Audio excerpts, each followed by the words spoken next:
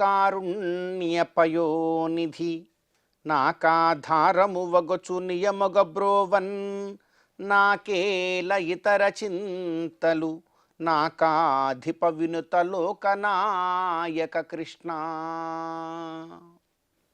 అత్యంత పవిత్రమైనటువంటి ఈ మార్గశిర మాసంలో శుభోదయ వేళలో దేవదేవుడైనటువంటి శ్రీమన్నారాయణుణ్ణి, కలియుగ ప్రత్యక్ష దైవమైనటువంటి శ్రీ వెంకటేశ్వర స్వామి వారిని పరిపరి విధాలుగా శరణాగతి చేస్తూ ఉత్తమమైన ఈ మార్గశిర మాస శుభోదయ సమయాన్ని మనం చరితార్థం చేసుకుంటూ ఉన్నాం. ఈ మార్గశిర మాసంలో మనందరి యొక్క ప్రధానమైనటువంటి కర్తవ్యం గోవిందుడి యొక్క ఆరాధన. గోవిందుణ్ణి, శ్రీమన్నారాయణుణ్ణి ఎంతగా భక్తి ప్రపత్తులతో మనం ఆరాధన చేస్తామో అంత గొప్పదైనటువంటి మహాభాగ్య రూపమైనటువంటి ఫలాన్ని మనందరం కూడా పొందగలుగుతాం. గోవిందుడి యొక్క అనుగ్రహం చాలా గొప్పది.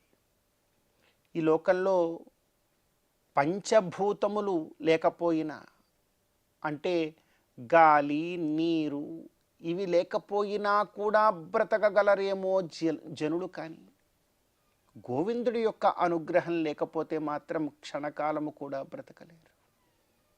ఎందుకంటే మిగతావన్నీ కూడా గోవిందుడి యొక్క అనుగ్రహం మీద ఆధారపడి ఉంటాయి. చెప్తారు వేదంలో, భీషాస్మాద్వాతః పవతే భీషోదేతి సూర్య భీషాస్మాదగ్నిశ్చేంద్రస్య మృత్యుర్ధావతి పంచమైతి. పంచభూతములేమిటి? సకల విశ్వమంతా కూడా కేవలము ఆ గోవిందుడి యొక్క అధీనములో ఉంటూ వారి యొక్క అనుగ్రహం కోసం వారి యందు భయంతో వాయుదేవుడు మొదలగు వారందరూ కూడా వారి వారి యొక్క కార్యములను వారు చేస్తూ ఉన్నారు. కనుక ఎవరి అనుగ్రహం కావాలన్నా మనకు ముందర గోవిందుడి యొక్క అనుగ్రహం కావాలి. అటువంటి గోవిందుడి యొక్క ఆరాధనకు ఈ మార్గశిర మాసం ఎంతో విశేషమైనటువంటిది. సౌరమానం ప్రకారం కూడా ప్రస్తుతం ధనుర్మాసం నడుస్తూ ఉన్నది. ఈ ధనుర్మాసము మరియు మార్గశిర మాసము యొక్క ఈ కలయికలో ఎంతో చక్కనైనటువంటి గోవిందుడి యొక్క తత్వాన్ని మనం అవగతం చేసుకుని భగవత్ కైంకర్యాన్ని గనక ఆచరించినట్లయితే సత్ఫలాలను మనం పొందగలుగుతాం. అందుకే భగవత్ తత్వాన్ని కాస్త ఇలా అర్థం చేసుకునే ప్రయత్నం చేద్దాం. ఓ కారుణ్యపయోనిధి నాకాధారంబువకచు నయముగ బ్రోవన్. భగవంతుడు ఎలాంటి వాడు అంటే కారుణ్యపయోనిధి, కరుణాసముద్రుడు అని అంటూ ఉన్నాం. ఈ కరుణాసముద్రుడు అంటే ఆయనలో కరుణ తప్ప మరొకటి ఏది ఉండదు. మనలాంటి వారు అలా ఆయన్ని శరణాగతి చేస్తే చాలు, ఎలాంటి స్థితిలో ఉన్నా కూడా వచ్చి అనుగ్రహించేస్తాడు. అందుకే అంటూ ఉన్నాం, ఓ కారుణ్యపయోనిధి నాకాధారము వగచు నయముగ బ్రోవన్ నాకేల ఇతర చింతలు. నాకు ఇతర చింతలంతా ఎందుకు స్వామి? నాకే చింత కూడా అవసరం లేదు. నాకేల ఇతర చింతలు నాకాధిప వినుత లోకనాయక కృష్ణ. నాకాధిప వినుత అంటే స్వర్గాది లోకములను పాలించేటువంటి వారు కూడా నిన్నే ఎప్పుడు కొనియాడుతూ ఉంటారే, అటువంటి గొప్ప వీర్య శౌర్య పరాక్రమములు కలిగినటువంటి ఓ గోవింద, నీవు తప్ప నాకు ఎవ్వరూ కూడా లేరు, నీవు తప్ప ఇతఃపరం బెరుగన్నంటూ నేను నీకు శరణాగతి సదాసర్వదా ఆచరిస్తూ ఉన్నాను, కనుక నన్ను అనుగ్రహించు అని కోరుకోవాలి. మరొకసారి చూద్దాం. ఓ కారుణ్యపయోనిధి నాకాధారము వగచు నయముగ బ్రోవన్, నాకేల ఇతర చింతలు, నాకు ఇతర చింతలేమీ అవసరం లేదు స్వామి, నీ సేవ ఉంటే చాలు. నాకేల ఇతర చింతలు నాకాధిప వినుత లోకనాయక కృష్ణ. ఓ లోకనాయకుడు స్వామి నీవు, కనుక నీవు సదా సర్వదా నన్ను రక్షించు అని మనం కోరుకోవాలి. ఇటువంటి శరణాగతిని ఈ మాసంలో విశేషంగా మనమందరం కూడా ఆచరిస్తూ ఈనాటి తిథివార నక్షత్రాలలో ఉండేటువంటి తత్వాన్ని కాస్త మన జీవితానికి అన్వయించుకునే ప్రయత్నం చేద్దాం. ఈ రోజున డిసెంబర్ 17వ తేదీ మార్గశిర మాస కృష్ణపక్ష త్రయోదశి తిథి. ఈ రోజున త్రయోదశి తిథికి అధిదేవుడు, త్రయోదశి తిథి కామః అను దేవుడు ఈ త్రయోదశి తిథికి అధిదేవుడు. ఈ రోజున ధర్మార్థ కామమోక్షములనేటువంటి చతుర్విధ పురుషార్థములలో మూడవదైనటువంటి ఈ కామపురుషార్థము ఏదైతే ఉన్నదో అది సదా సర్వదా ధర్మానుగుణంగానే ఉండాలి. ధర్మానుగుణంగా ఉన్నదా నీవు గొప్పదైనటువంటి శ్రేయస్సును పొందుతావు. మరి ఆ పురుషార్థము ధర్మానుగుణంగా గనక లేకపోతే నీవు ఎన్నో బాధలను జీవితంలో అనుభవించవలసి వస్తుంది. కనుక మనం అందరం కూడా కోరుకోవాలి ఈ రోజున ఆ విష్ణు తనయుణ్ణి మా కామ పురుషార్థము ధర్మానుగుణంగా ఉండేలాగా మమ్మల్ని అనుగ్రహించు అని. అదేవిధంగా ఈ రోజున విశాఖ నక్షత్రం, విశాఖ నక్షత్రమునకు అధిదేవుడు ఇంద్రుడు మరియు అగ్ని, ఇంద్రాగ్నిభ్యాగ స్వాహ అంటారు. మరి ఈ ఇద్దరినీ కూడా మనం అందరం కూడా చక్కగా కోరుకోవాలి, చక్కనైనటువంటి మేధస్సును సంపదను అనుగ్రహించమని. అదేవిధంగా ఈ రోజున వారం బుధవారం. ఈ బుధవారం రోజున మహావిష్ణువు యొక్క ఆరాధనం చక్కనైనటువంటి ఫలాలను మనందరికీ కూడా కలుగజేస్తుంది.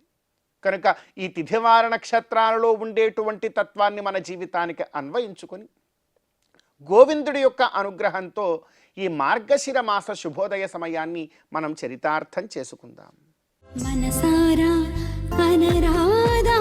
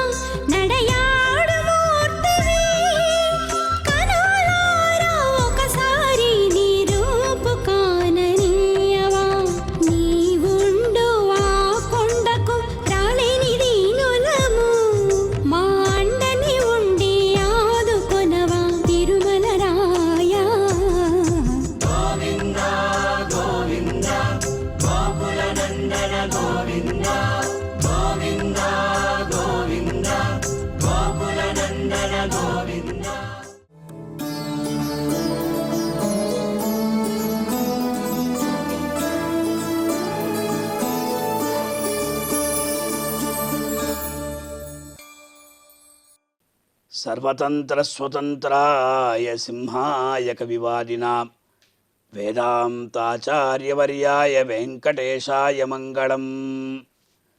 ప్రియ భగవద్బంధువులారా, ఈ శుభోదయం వేళ శ్రీవారి వైభవం అనే కార్యక్రమంలో మనం విశేషంగా ధనుర్మాసంలో గోదాదేవి రచించినటువంటి తిరుప్పావి అనే దివ్య ప్రబంధాన్ని ప్రతి ఆలయంలో కూడా పారాయణం చేసుకుంటున్నాం.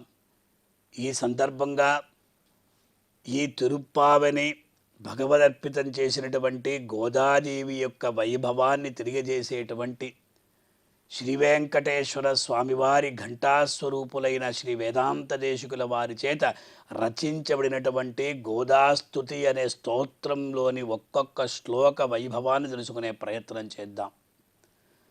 శ్రీ విష్ణు చిత్త కులనందన కల్పవల్లీం శ్రీరంగరాజ హరిచందన యోగదృశ్యాం సాక్షాత్ క్షమాం కరుణయా కమలామివాన్యాం గోదామనన్యశరణః శరణం ప్రపద్యే. వేదాంత దేశికుల వారు శ్రీవిల్లిపుత్తూరులో వేంచేసి ఉన్నటువంటి అద్భుతమైనటువంటి ఆ దివ్యమంగళ విగ్రహాన్ని దర్శించుకుని తరించిన వారై ఈ స్తోత్రాన్ని రచించారు. మొట్టమొదటగా శరణాగతి చేస్తున్నారు. గోదాదేవి ఎవరు అన్నప్పుడు శ్రీ విష్ణు చిత్త కులనందన కల్పవల్లి, విష్ణు చిత్తుల వారు అంటే విష్ణువు యొక్క చిత్తంలో ఎల్లప్పుడూ ఉండువారు, విష్ణువుని తన యొక్క చిత్తంలో ఎల్లప్పుడూ కూడా స్థిరంగా పెట్టుకునేటువంటి వారు. అందువల్ల కలియుగారంభంలో ఆ 47వ సంవత్సరం పద్మావతి ముకుందాచార్యుడి పుణ్య దంపతులకు పుట్టినటువంటి వారు విష్ణు చిత్తుల వారు. భట్టనాథులు అని కూడా ఆ పేరు. అటువంటి ఆ విష్ణు చిత్తుల వారు శ్రీవిల్లిపుత్తూరులో ఒక నందనోద్యానవనాన్ని ఏర్పరచుకున్నారు. అంటే ఇంద్రుని యొక్క ఉద్యానవనానికి నందనమని పేరు. ఆ ఉద్యానవనాన్ని ఏర్పరచుకుని ప్రతినిత్యం కూడా అచ్చట వికసించినటువంటి పరిమళభరితమైనటువంటి ఆ పుష్పాలను సమకూర్చి ఒక మాలికగా కట్టి భగవంతుడికి అర్పించేవారట. ఒకానొక సందర్భంలో తులసీవనంలో గోదాదేవి లభించిందట. ఒక బిడ్డ లభించినది, దానికి కోదై అని పేరు పెట్టారు. అదే కాలక్రమంలో గోదా అని పరిణమించింది. అంటే చక్కటి పుష్పమాలిక కనుక కోదై అని పేరు పెట్టారు. అటువంటి శ్రీ విష్ణు చిత్తుల వారి యొక్క నందనోద్యానవనంలో ఒక కల్పలతికగా ఆవిర్భవించింది శ్రీ విష్ణుచిత్త కుల నందన కల్పవల్లి. కల్పవల్లి అంటే ఒక తీగ అన్నమాట. శ్రీరంగరాజ హరిచందన యోగ దృశ్యాం, హరిచందనం అనేటువంటి దేవవృక్షం. దేవలోకంలో పంచైతే దేవతర్వ మందార పారిజాతక సంతాన కల్పవృక్షశ్చ పుంసివా హరిచందనమన్న రీతిగా 5 వృక్షాలు ఉంటాయి. అదే దేవతరవ, దేవవృక్షాలు అని అనబడతాయి. మందారం, పారిజాతం, సంతానం, కల్పవృక్షం, హరిచందనం. హరిచందనం అనేటువంటి ఒక కల్పవృక్షం. ఆ కల్పవృక్షాన్ని ఆశ్రయించి ఎప్పుడు కూడా తీగ ఆశ్రయించే ఉంటుంది. చెట్టును ఆశ్రయించి తీగ ఉంటుంది. అప్పుడే ఆ చెట్టుకు తీగకు కూడా ఆ రెండు కూడా కలుసుకొని చాలా ఏపుగా అది విశేషంగా ఎదుగుతాయి అన్నమాట. అందువల్ల చూడముచ్చటగానూ ఉంటాయి. అందువల్ల హరిచందనం అనేటువంటి వృక్షం అంటే శ్రీరంగరాజుడు, శ్రీరంగనాథుడే హరిచందనం అనేటువంటి వృక్షం. ఆ హరిచందన వృక్షం అనేటువంటి రంగరాజుణ్ణి ఈ గోదాదేవి అనేటువంటి ఆ తీగ అల్లుకుని ఉంటుందట. ఇలా ఒక పరస్పరం ప్రణయ భావనని ఇక్కడ విశేషంగా రూపణం చేస్తున్నారు. సాక్షాత్ క్షమాం కరుణయా కమలామివాన్య. ఆవిడ ఎవరు అంటే సాక్షాత్ క్షమ. క్షమ అంటే ఓపిక. భూమాదేవి అంటే ఆ క్షమ ఎలా ఉంటుంది అని చెప్తున్నారు. బాహ్యే చాధ్యాత్మికే చైవ దుఃఖే చ ఉత్పాదితే సతి నకుప్యతి నవాహంతి సాక్షమా పరికీర్తిత అన్నారు. క్షమ అంటే బాహ్యంలో కావచ్చు, ఆధ్యాత్మికంలో కావచ్చు, దుఃఖంలో కావచ్చు, ఏ కష్టాలు వచ్చినా కూడా కోపగించకుండా, హింసించకుండా భరించేటువంటి వారు ఎవరైతే వాడికి క్షమ అని పేరు. ఈవిడ క్షమాదేవి అంటే భూమాదేవి. ఎటువంటి భూమాదేవి అంటే భూమాదేవే ఇచ్చినది. ఈవిడ కూడా అక్కడ భూమాదేవి. సాక్షాత్ క్షమాం కరుణయ కమలామివాన్యాం. అది మాత్రం కాదు, లక్ష్మీదేవి వలె మరొక లక్ష్మీదేవిగా ఉన్నది కనుక అటువంటి గోదాం అనన్య శరణ శరణమహం ప్రపద్యే. ఇంక ఎవరిని కూడా నేను శరణాగతి చేయను, ఈ గోదాదేవిని నేను శరణాగతి చేస్తాను అని దేశికుల వారు ఈ ధనుర్మాసంలో గోదాదేవిని ప్రశంసించేటువంటి ఈ శ్లోకం ద్వారా ఆవిడని విశేషంగా కొనియాడారు కనుక ముఖ్యంగా భగవంతుణ్ణి మనం ఆశ్రయించి ఉండాలి. అదే ప్రకారంగా అమ్మవారిని కూడా మనం ఆశ్రయించి ఉండాలి. ఇచ్చట గోదాదేవిని ఆశ్రయించి తద్వారా శ్రీ వెంకటేశ్వర స్వామిని మనం ఆశ్రయించాలి. ఎందుకంటే శ్రీ వెంకటేశ్వరుణ్ణి ఆవిడ ప్రార్థించినది. వెంకటవర్కి అన్న విధికీర్తి అని చెప్పింది కనుక, అంటే ఎల్లప్పుడూ కూడా శ్రీ వెంకటేశ్వర స్వామి సాన్నిధ్యం తనకు కావాలని కోరుకున్నది. అంటే రంగనాథుణ్ణి ఆవిడ కోరుకున్నా కూడా, శ్రీకృష్ణుణ్ణి కోరుకున్నా కూడా, కలియుగ ప్రత్యక్ష దైవమైనటువంటి కామితార్థప్రదుడైనటువంటి ఆ శ్రీనివాసుని యొక్క దివ్య సాన్నిధ్యాన్ని ఎల్లప్పుడూ కోరుకొని ఆ మేఘములంతా వెళ్తూ ఉంటే ఆ మేఘాలలో కూడా శ్రీనివాసుడు కనిపిస్తున్నాడా అని వెతికినదట ఈ గోదాదేవి. కనుక అటువంటి ఆ గోదాదేవిని వేదాంత దేశంలో శరణాగతి చేస్తున్నారు. మనం కూడా గోదాదేవిని శరణాగతి చేసి శ్రీనివాసుని యొక్క కృపను పొంది తరిద్దాం. ఓం నమో వెంకటేశాయ. మనసారా అనరాదా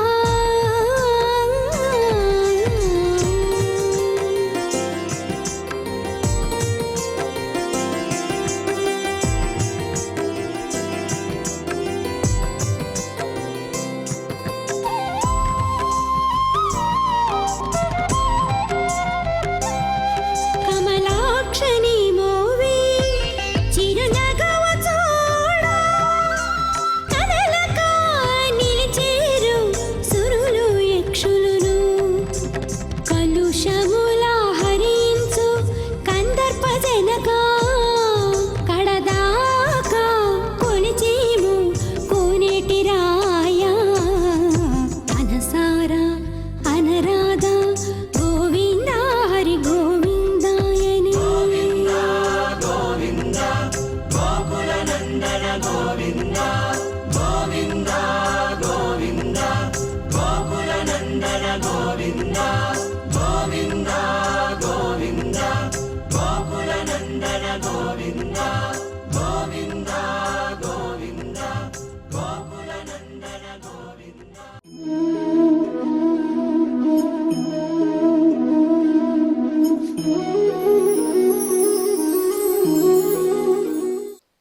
మానవ జీవితము సఫలీకృతంగా మనం పరమాత్మకు అభీష్టదాయకమైనటువంటి ధర్మ మార్గంలో మనం నడవాలంటే పరోపకారము అన్నది చాలా ముఖ్యం. కిమత్ర చిత్రం యత్ సంతః పర అనుగ్రహ తత్పరాః నహి స్వదేహ శైత్యాయ జయంతే చందనద్రుమాః. గొప్ప సుభాషితం ఇది. ఎవరైనా కానీ ఇతరులకు ఉపకారం చేయడానికి లోకోపకారశీలురై ఎవరైతే ప్రవర్తిస్తూ ఉన్నారో వారు శ్రీగంధం వృక్షం లాంటి వారు. శ్రీగంధానికి వారికి ఉపమానం చెప్పారు ఇక్కడ. శ్రీగంధ వృక్షం అన్నది గొడ్డలితో కొట్టామనుకోండి, అలా కొట్టబడినా కానీ కొమ్మ విరిగిపోతూ ఉన్నా ఇంకా సుగంధము పరిమళం వస్తుంది అక్కడి నుంచి.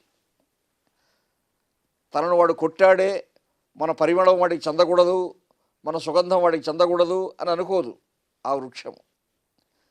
వాడికి మంచి పరిమళభరితమైనటువంటి సువాసన వెదజల్లుతుంది. అటువంటి చిత్రమైనటువంటి లక్షణం ఉంది ఆ వృక్షానికి. అటువంటి లక్షణాన్ని జీవులు కూడా అలవర్చుకోవాలి. రాగద్వేషాలకు అతీతులై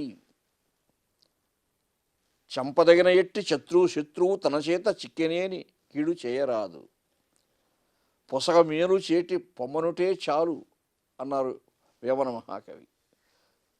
పొసగ మేలు చేసి పొమ్మనుటే చావు అని కూడా ఒక పాఠాంతరం ఉంది. అంటే మనకు అపకారం చేసిన వాడికి మనం ఉపకారం చేసామనుకోండి, అది వాడు మరణ సదృశంగా భావించే అవకాశం. ఆత్మాభిమానం కలిగిన వాడైతే అయ్యో మనం ఇలా చేశాం కానీ వాడు మనకు మంచి చేశాడే అని అంత వాడికి ఒక శిక్షలాగా ఉంటుంది అది అని కూడా మహాకవి భావన కావచ్చు. ఈ సుభాషితంలో కూడా జయంతే చందనద్రుమాః, ఆ చందనద్రుమములు, ఆ శ్రీగంధ వృక్షములు సుగంధభరితములై పరిమళభరితములై ఎంత మంచి సువాసన వెదజల్లుతూ ఉన్నాయంటే అటువంటి జీవితాన్నే మానవుడు కోరుకోవాలి.